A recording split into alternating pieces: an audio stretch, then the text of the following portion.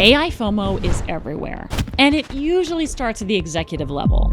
In the last year, AI spending has skyrocketed to new heights, with businesses eager to leverage the technology to improve the customer experience, slash operating expenses, and really optimize their workforce.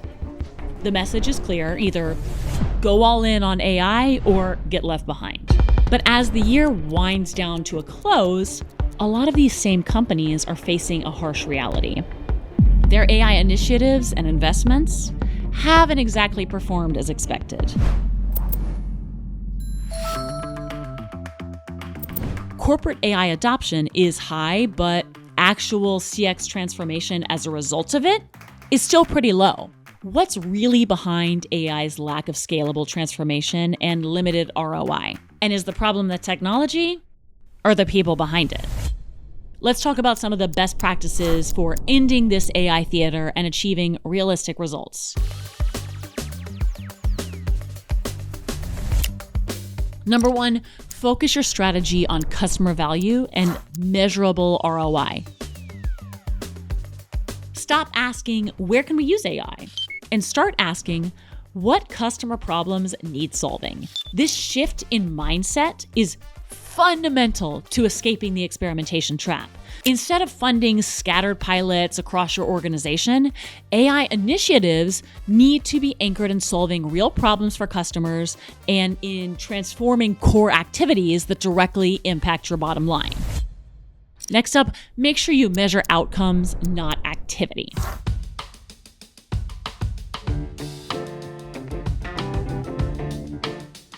Another problem that I see constantly is that companies are measuring how much AI they are using instead of what value it's creating.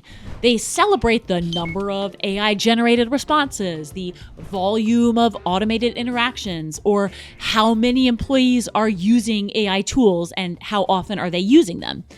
These are really just activity metrics, and they're really completely meaningless because they don't often translate into actual business value.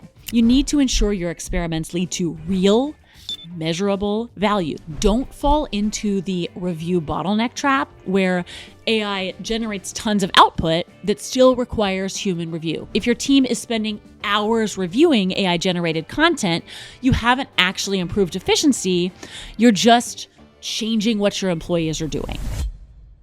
Number three, avoid automating inefficiency.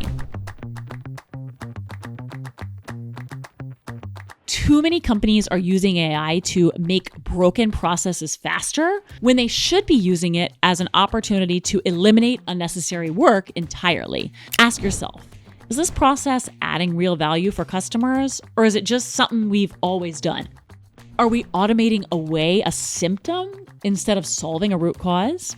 And what are the potential hidden costs of this automation, like high loss of employee learning opportunities, skill degradation over time, or reduced engagement when meaningful work is removed?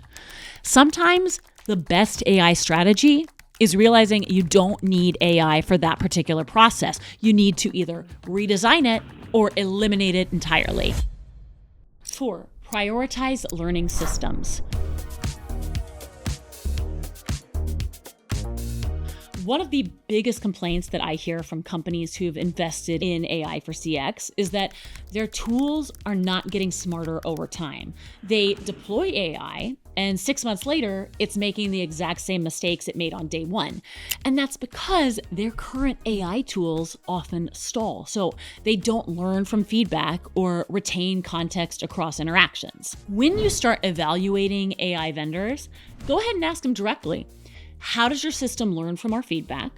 How does it retain context about our customers across interactions?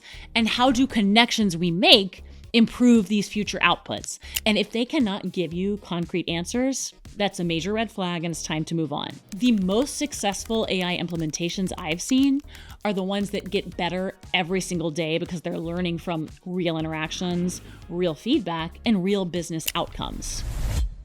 Number 5, prioritize strategic agility over rigid planning. Something that makes AI different from almost every other technology investment out there right now is its pace. This means that your traditional strategic planning cycles, like annual roadmaps or 3-year technology plans, are absolutely inadequate for the age of AI. AI's pace of change dramatically outstrips traditional strategic planning cycles, but here's the key. Be discerning, not just fast. Moving quickly doesn't mean chasing every shiny new feature that gets announced. Adopt a portfolio approach to your AI strategy. You need some stable, proven use cases that deliver consistent value, some calculated bets on emerging capabilities, and a small allocation for experimental projects that could become game changers. This approach allows for calculated risk-taking and fast pivots based on real-time value creation. If something's not working after a defined testing period, get rid of it fast and reallocate those resources. If something's exceeding expectations, double down immediately. The companies winning AI aren't the ones with the perfect plan. They're the ones who can adapt their plans faster than their competitors.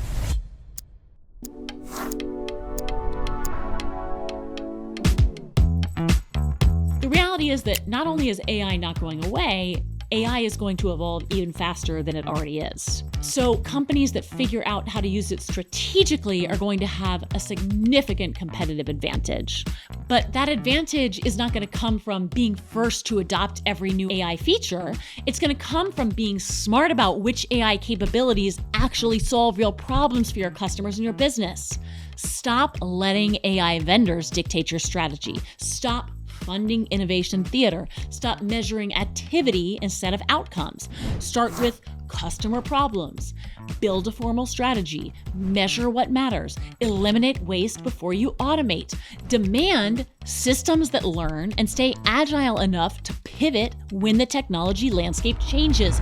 That is how you move from AI FOMO to AI ROI. And that's how you turn these scattered pilot projects into scaled transformation.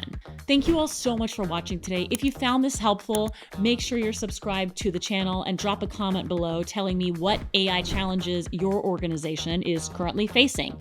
Once again, I'm Katherine from the CX Foundation, and we'll see you next time.